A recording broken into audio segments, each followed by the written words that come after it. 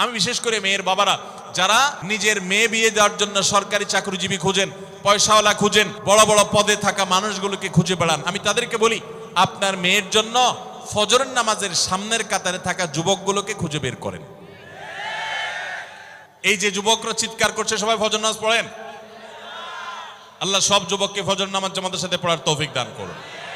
ভাইরা আমার, যেই ছেলে আল্লাহকে ভয় করে, যেই ছেলের ভিতরে কোরআন এবং হাদিসের কাছে আত্মসমর্পণ করার মতো মানসিকতা আছে, এই ছেলে আর যা হোক তার স্ত্রীকে কখনো কষ্ট দিবে।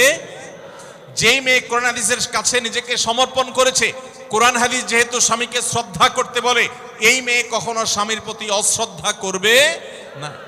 অতএব দাম্পত্য জীবনের অনেক গুরুত্বপূর্ণ একটা পয়েন্ট হলো এটা যে আপনি তার রূপ লাবণ্য, সামাজিক অবস্থান, সম্পদ, পয়সা কড়ি এগুলো দেখেন বা না দেখেন, প্রধান বিবেচ্য বিষয় হবে তার ধার্মিকতা।